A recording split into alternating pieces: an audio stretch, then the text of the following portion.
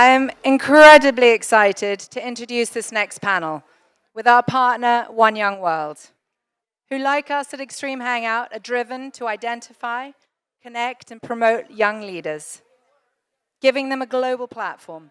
Today's panel will focus on youth leadership conversation on the climate crisis. Please join us in welcoming them to the stage. Feels like about 40 degrees here, and don't envy the ones that are sitting in the sun. At least we have a little bit of shadow.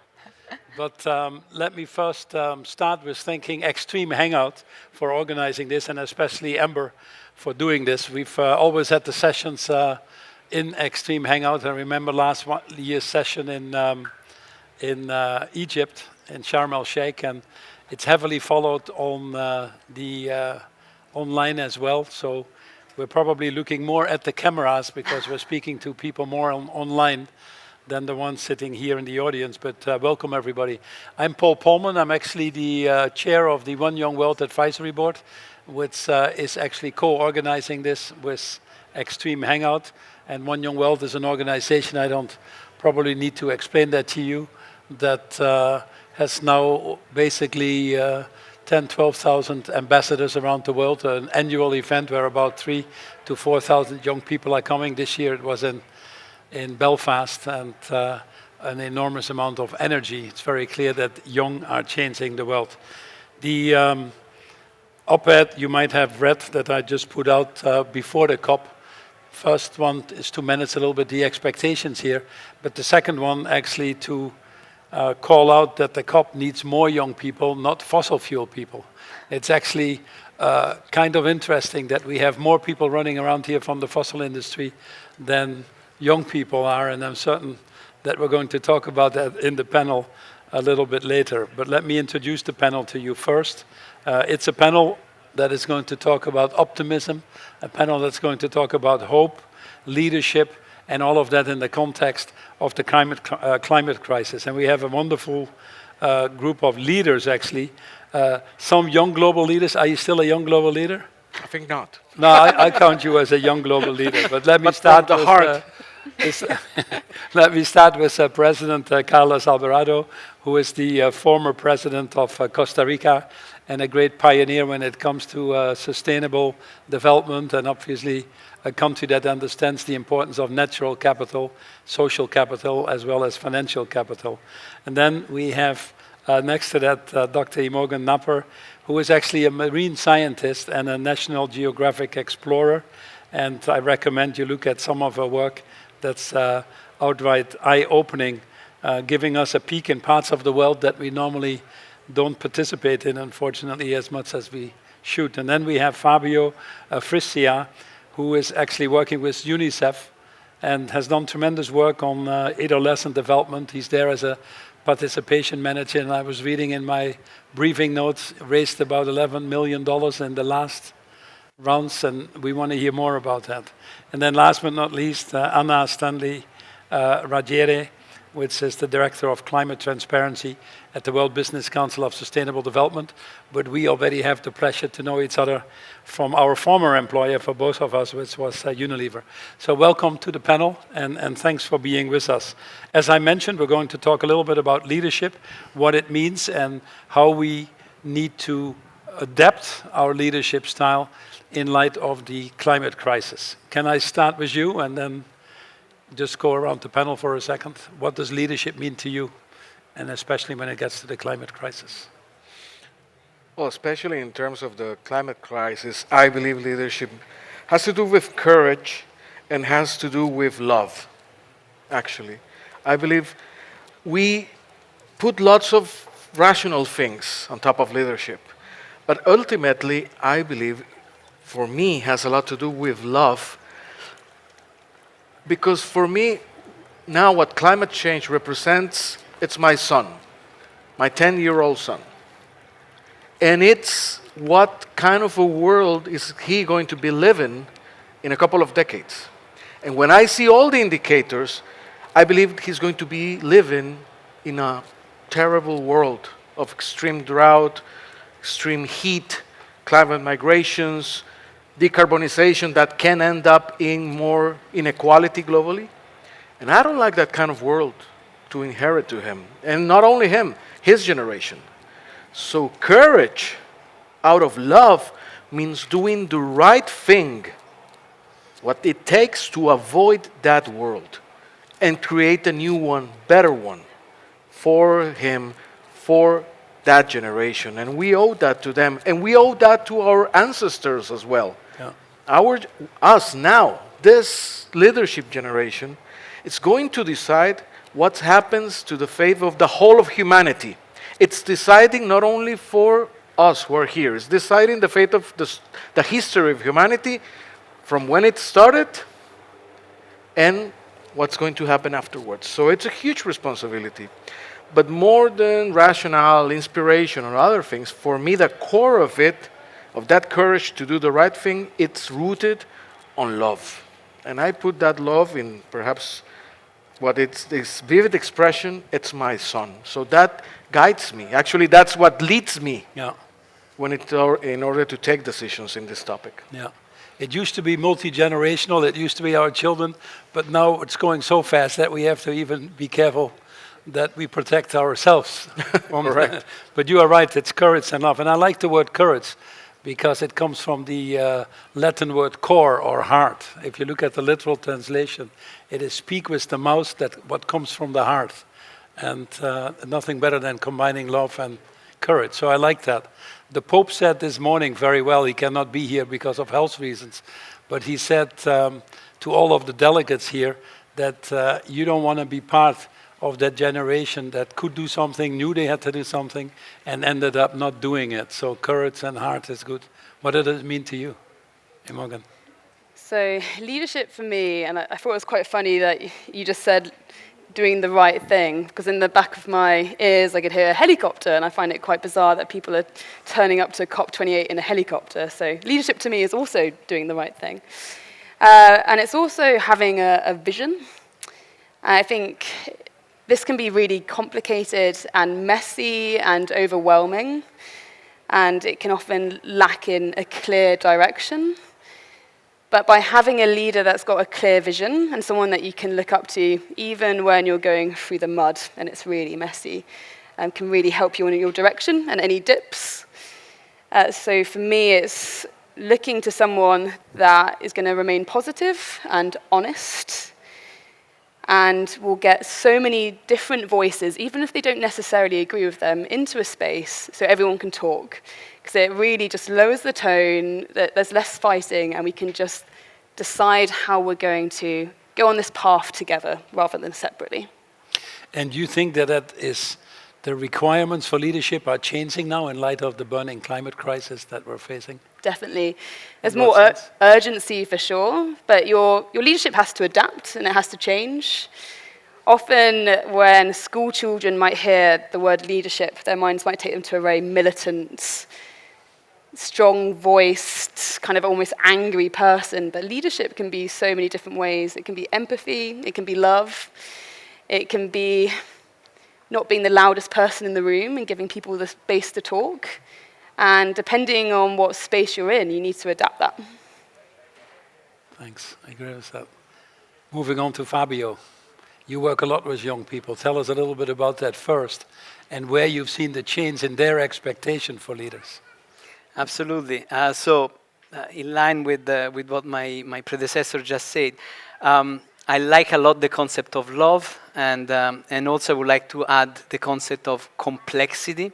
Like climate change is the most complex crisis that humanity has ever faced. So a leader is somebody who is able to do all the things that a normal leader has to do. You know, talk to the politicians, to the finance, to the legislators, to the population, of course. In addition to that, I would add three distinctive qualities. One, talk to mobilize young people. I don't think I need to elaborate on that. Young people are the best investment that can be done. They're going to be around for more than other people, and they are being just unfairly treated by their destiny so far.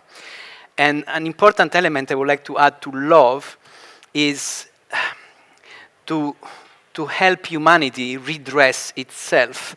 Humanity has lost touch with nature.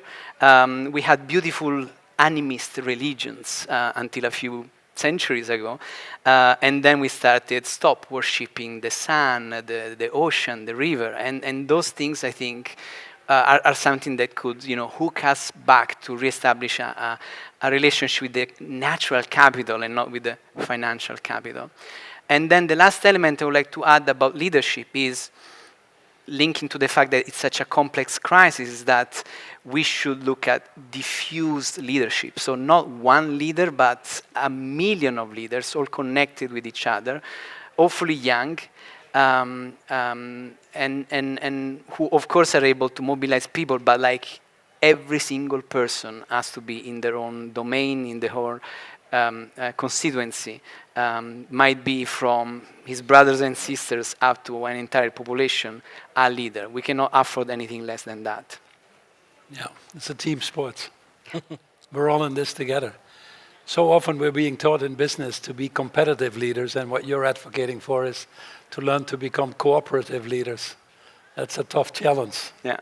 I always say that true leadership only starts when you realize that by putting yourself to the service of others, you're actually better off yourself as well.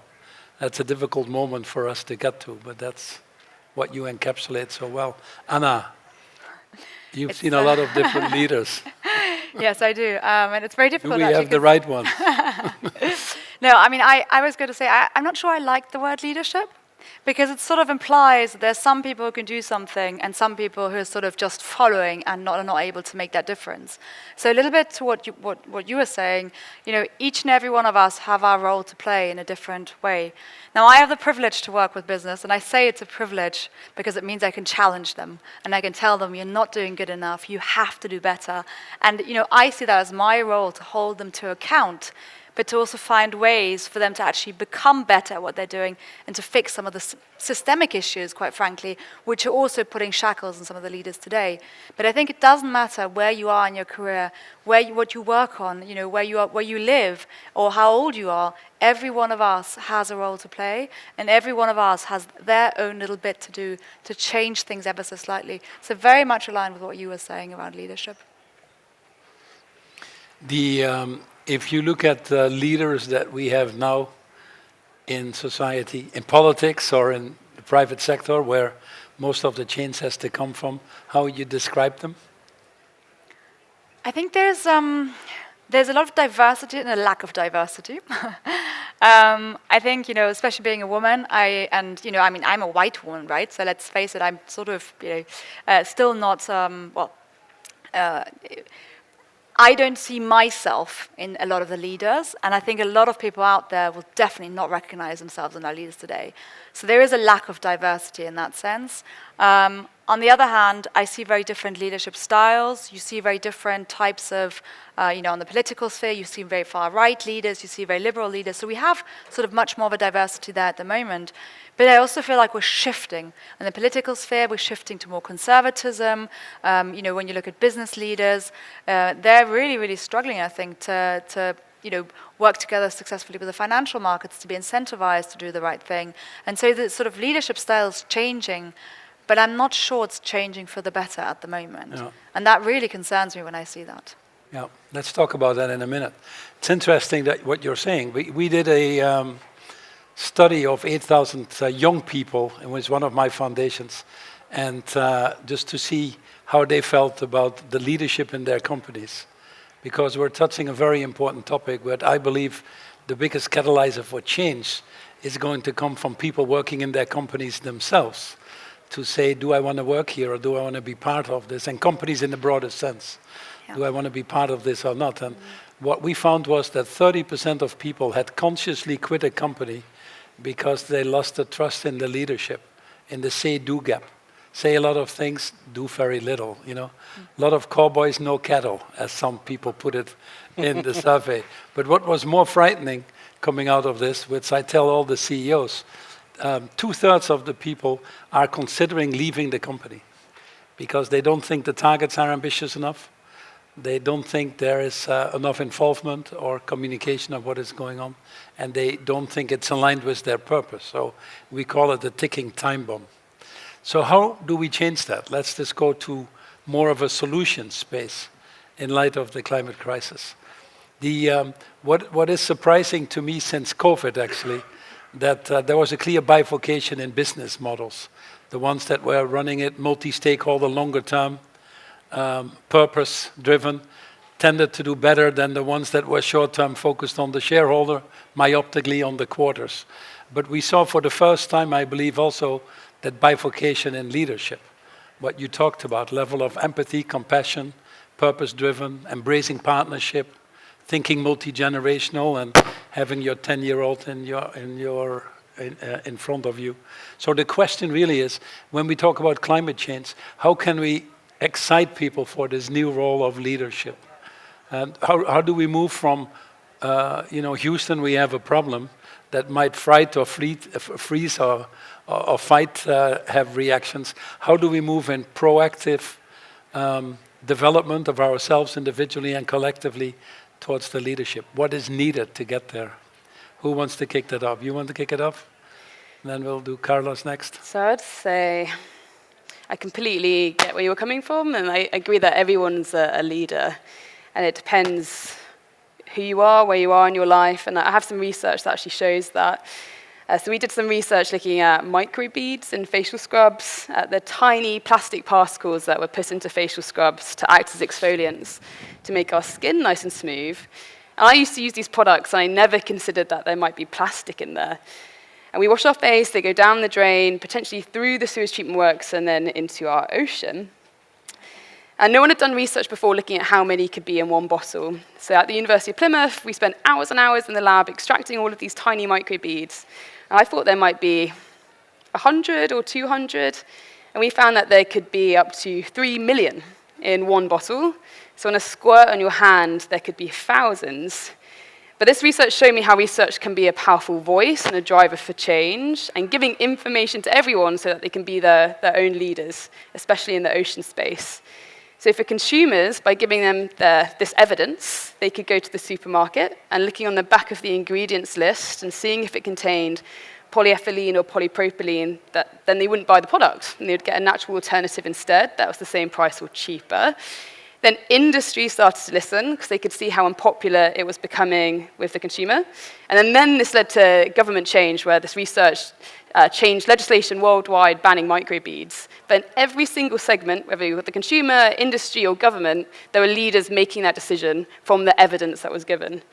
So I think you've got to be ambitious and bold and listen to everyone and see what is the right thing to do. And you're putting your finger on a very important thing, at least I found, and I'll turn to Carlos for more wisdom, that to drive that change doesn't need many people, it just needs the right people to get to a tipping point. I always thought, well, we need to convince everybody, but if you have 5-10%, then you can create a snowball effect, and that's clearly what you did with microbeads. Carlos, you've been in much more challenging situations in politics, so how do you manage in that environment the realism that you have to deal with and the optimism that we need to get people to galvanize for change? When we talk about this, usually it turns very bleak.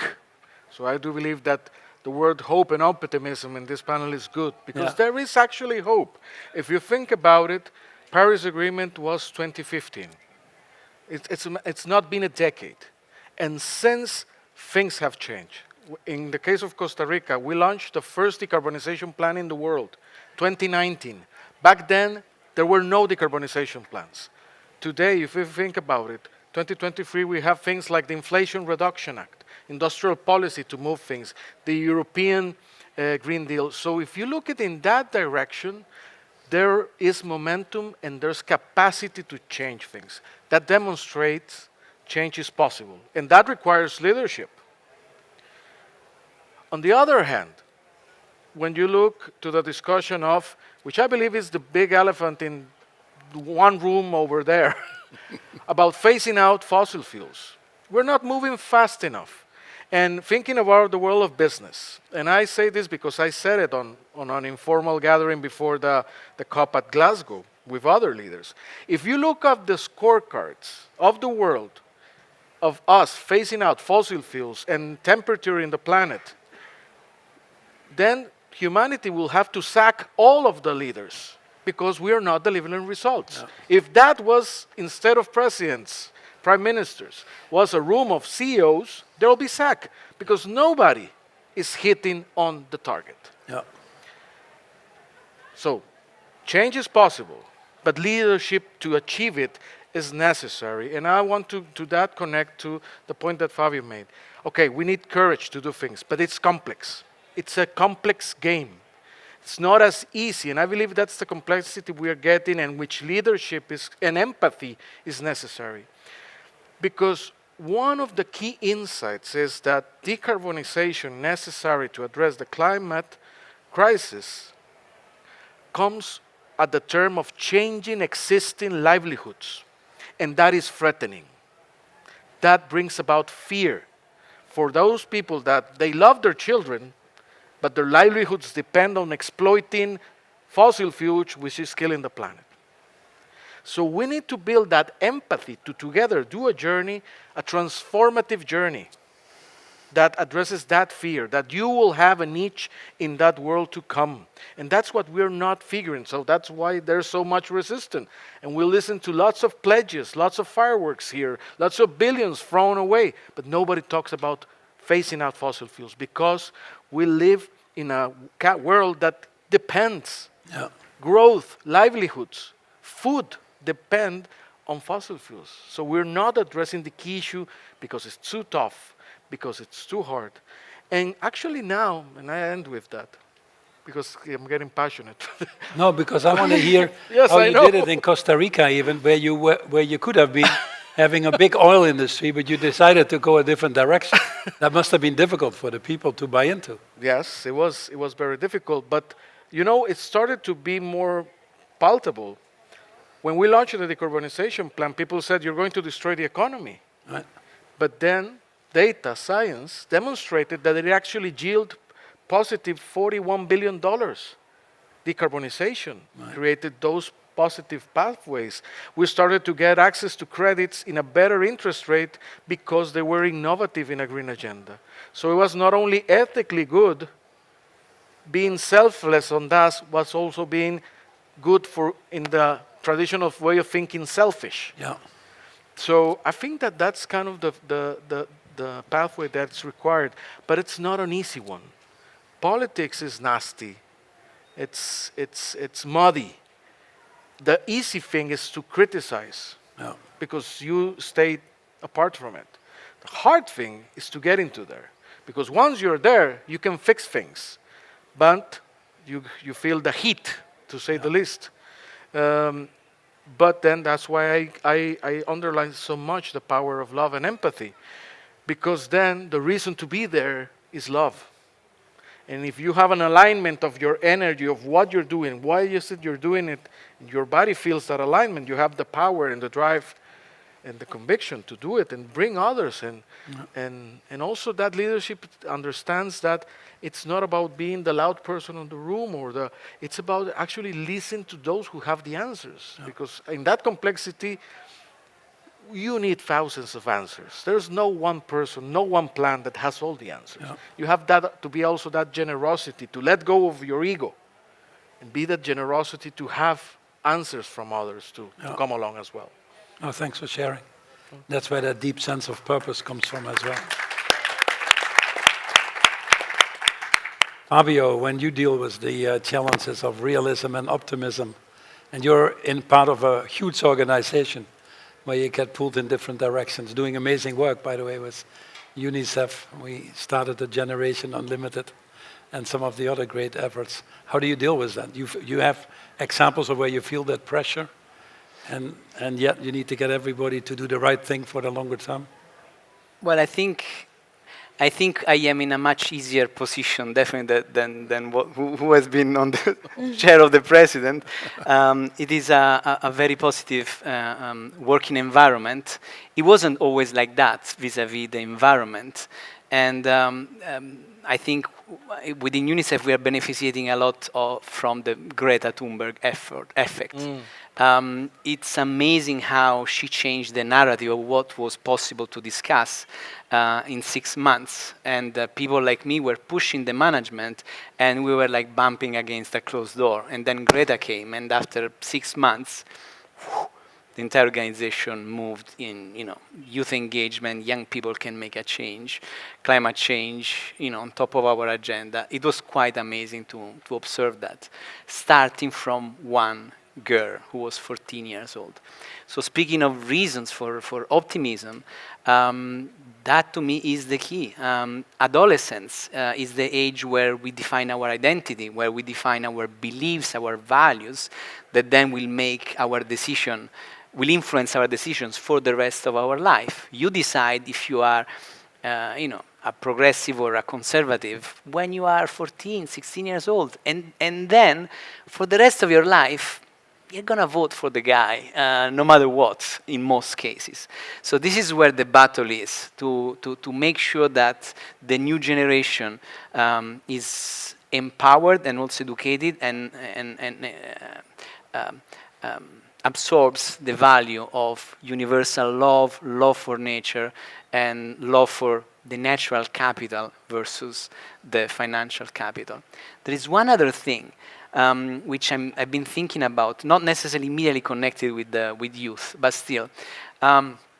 This is a battle. This is a battle between, greedy capitalism and people who are greedy for nature, right? There are a few solutions that actually don't really look like particularly disruptive and can go down difficult public opinion, but in fact can be immensely powerful.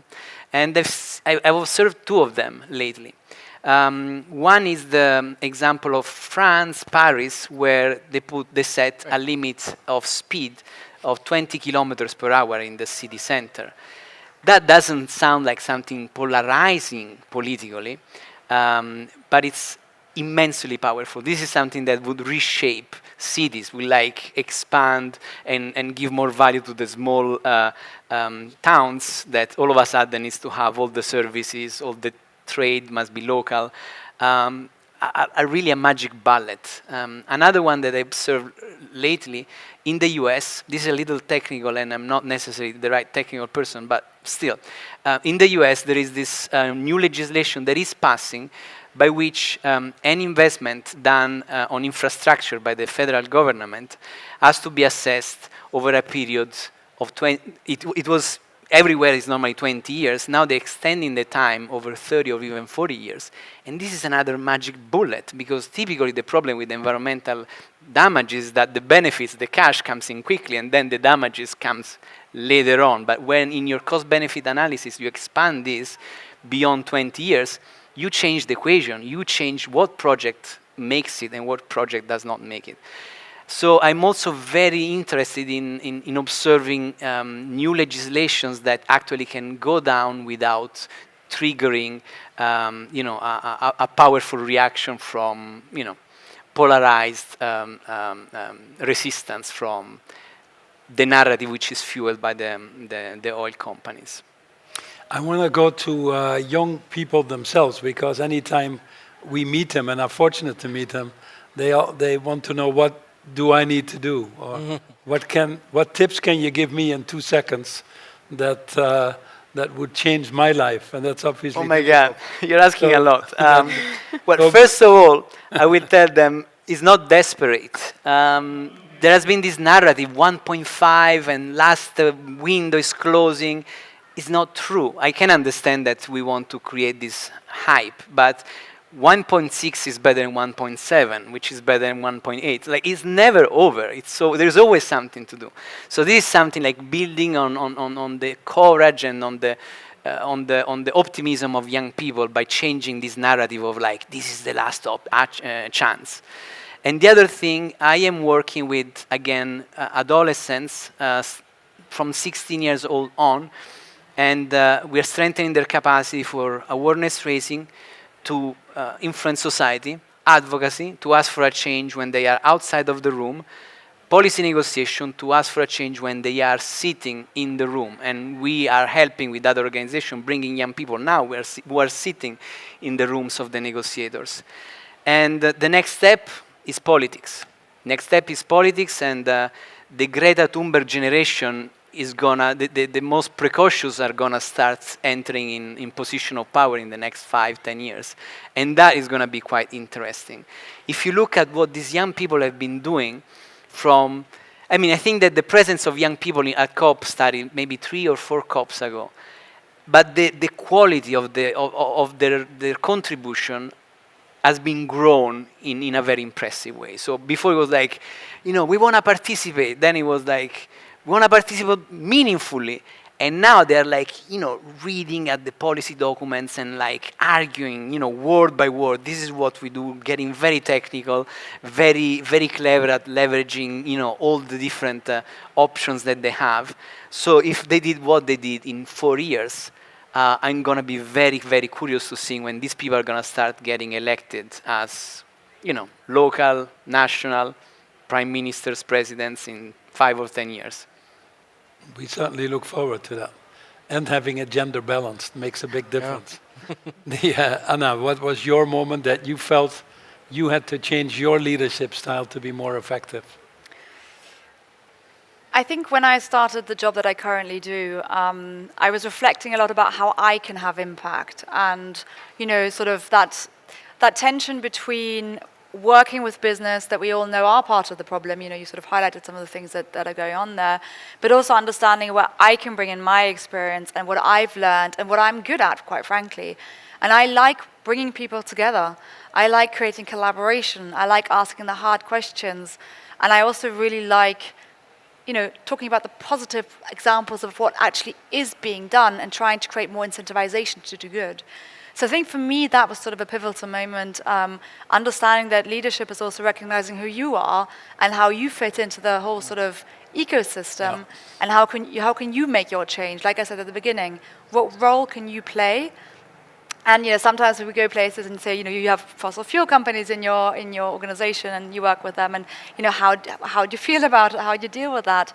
And like I said, I think it's really about understanding.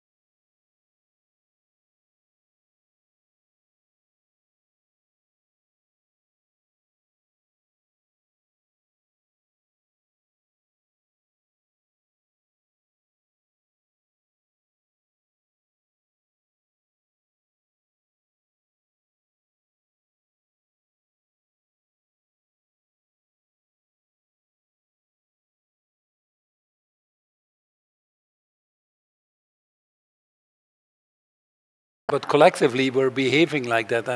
And why is that? And it's because of the boundaries in which we operate that drive our behavior and sometimes violate our values. So the better leadership is working on a forest, not in the forest. Yeah.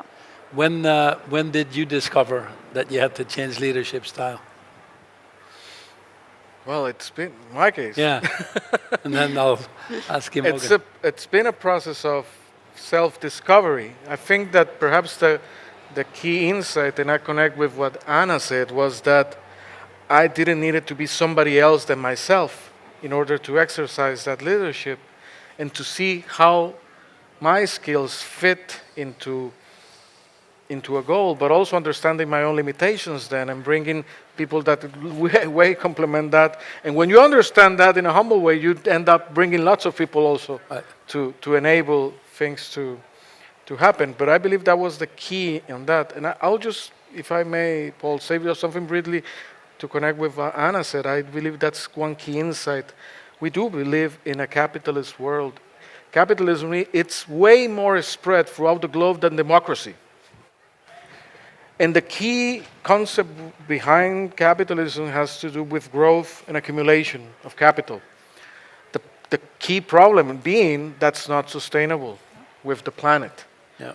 How we equate what we understand as livelihoods growing with sustainability of the planet, it's the squaring of the circle we are experimenting now, because our business as usual has been driven by growth. There are exercises to try to come like a circular economies, for example, to try to address the sustainability. There are other sources of hope I've seen, for example, from youth. Youth in many places behaving differently, for example, when it comes to consumption. But that brings a question again to growth. What happened with growth? And a third element linked to that, in the complexity, artificial intelligence and automatization. When they used to teach us economics way back, economics was capital, labor, and land. And you plug those three, and you created growth. Well, now you plug capital, you don't lose as much labor, more and more, because AI or automatization, so you keep bringing capital, and land is not necessarily more. But that is a model that also can drive inequality. It's not based on labor. Yeah. That, I think we need to embrace more openly a discussion and a conversation on that. It brings a lot, in terms of politics, brings a lot fear, which, by the way, is being used in democracies in elections. Fear, not in the right way. We need to look for the answers to those in an empathic way to try to solve. That's a role of leadership, I guess, as well. That is the role of leadership. Imogen, what was your experience? I was just trying to think. I think that I'm always trying to think what my leadership is, or trying to change it to different situations. I think I'll be doing that forever. But one moment that comes into my head is when we were doing some field work out in India and Bangladesh, and the accessibility of science and what we have in the Western world might not be the same for other people or other countries. So we get research funding. I'm at the University of Plymouth. And we do research that goes into a scientific paper that's in a journal behind a paywall. And then often we don't think enough about the solutions that come afterwards. It's like, here's the science, done. And we need to actually think, okay, we have the science, and how do we connect those people together? How do we connect the dots?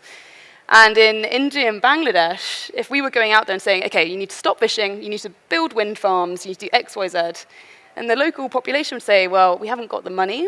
Where are we getting this potential expertise from? And why are you just putting this on us? Why can't we work together? So for me, it's just being adaptable and always thinking outside the box of what other people are thinking and what their pressures may be as well. Yeah, I appreciate that. If going to a piece of advice very rapidly, if you can give everybody, just think about 2 sentences that you would give to a young person when they ask you for advice, but you're only in the elevator going from 1st floor to 10th floor. So the elevator is moving. Fabio, you want to start, and then we'll just go around. Young people, all the big revolution or evolution that humanity went through, it always happened through young people. So you have the key.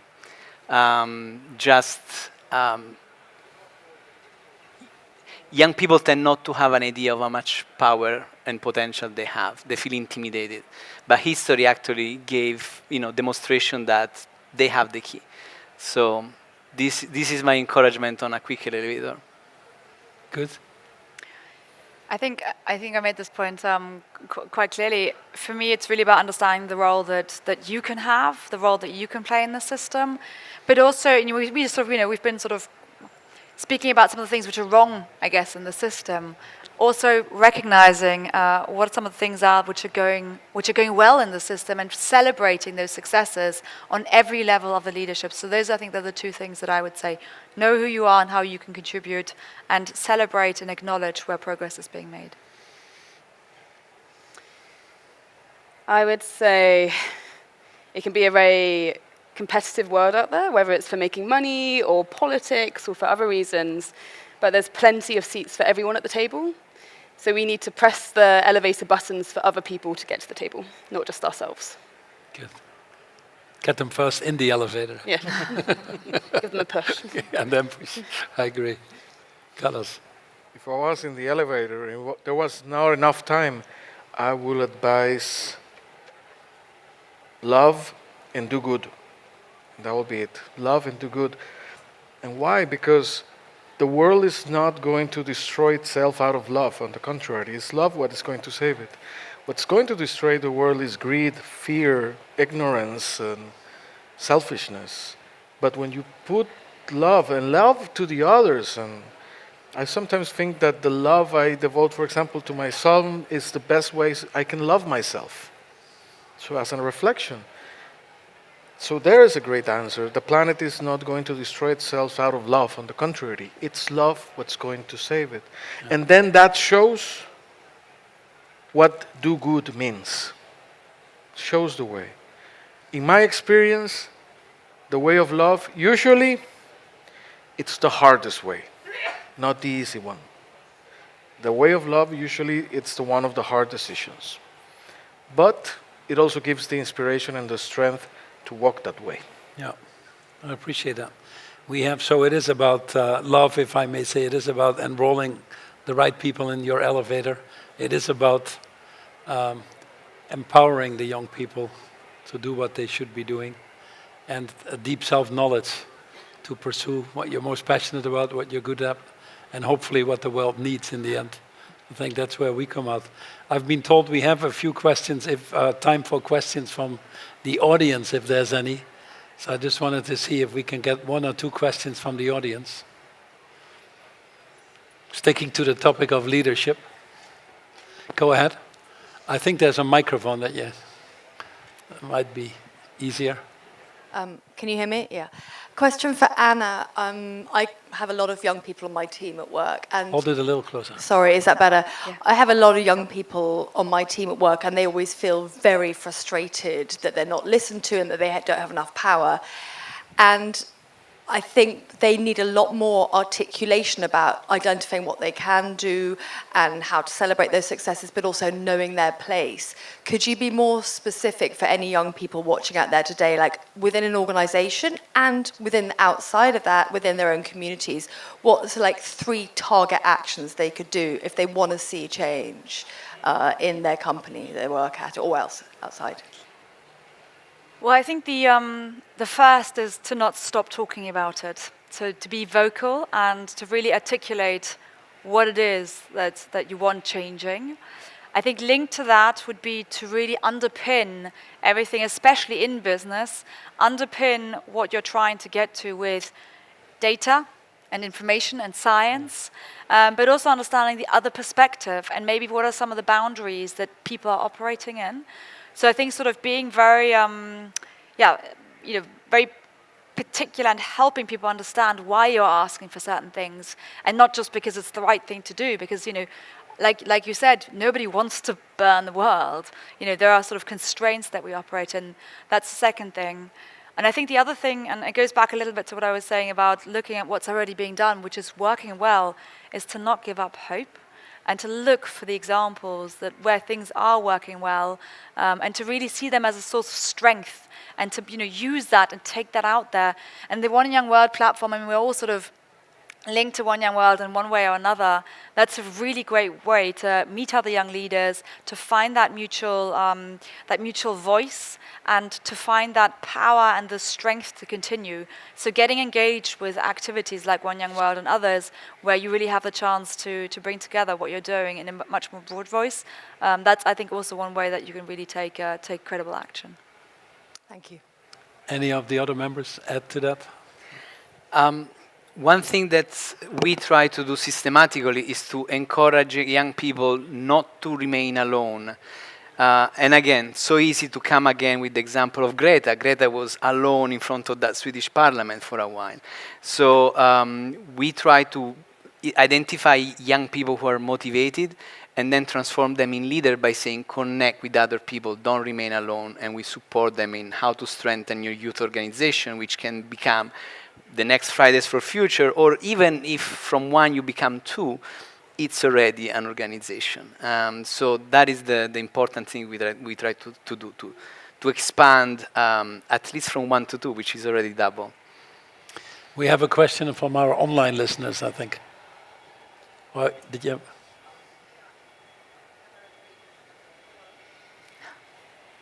Hello? Okay. Yeah, Good. works. Yeah, thank you so much for the panel. Close. My question is for actually Paul, President Carlos, and Anna.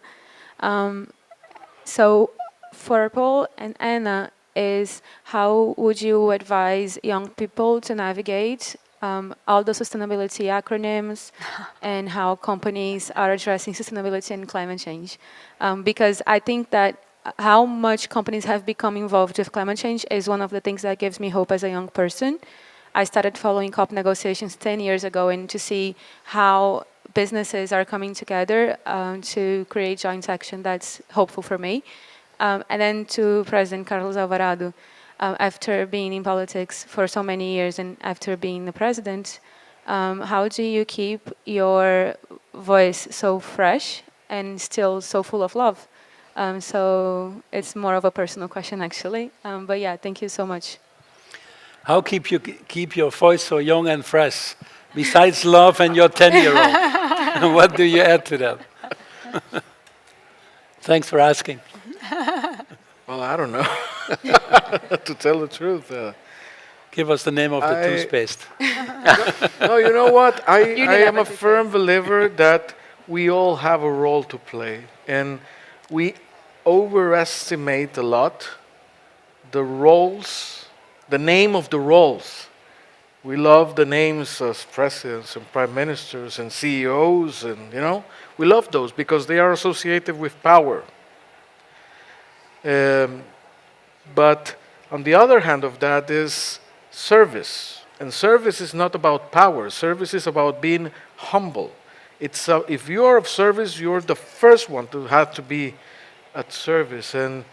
And the more service you provide, the less somehow free you are because you are attached to others.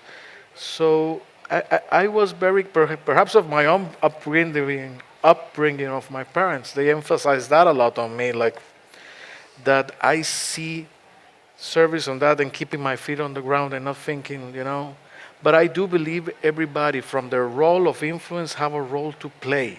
It's not the name of the role what matters, or the power associated to it, is what actually achieves in reality. And we do all have a role to play.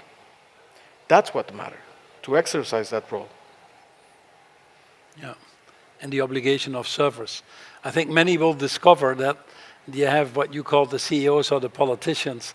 You have bought or formal authority, but ultimately, if you want to move things in the right direction, you need moral authority. And that's far more difficult. And that's probably why we have a deficit of moral leaders. I always say very simply, I was born in the Netherlands a long time ago, but I was fortunate enough to have food at home. So I wasn't stunted like 160 million people. I was fortunate enough to have a bathroom at home, so I didn't have to deal with the issues of open defecation like 1.5 billion people. I was fortunate enough to have education from the Dutch government. 240 million people don't have education. I wouldn't be sitting here if that wasn't provided free. So I always say to people, I won the lottery ticket of life, and I didn't do anything for it, frankly. And that's unfortunately not the case for the 95% of the people that live in the world. So if you're lucky enough to have won that ticket, then I always felt it's your duty or obligation to put yourself to the service of others. And I think that's, what drives us ultimately into hopefully doing the right thing. We'll conclude this wonderful panel. Anna, thanks. Thanks for all of you, in fact, Carlos, Imogen, and then obviously Fabio, for actively sharing your knowledge, being open with your hearts and generosity with your time. and hopefully of some use to the many young people here and listening in today. Thanks for your time, everybody, and see you soon.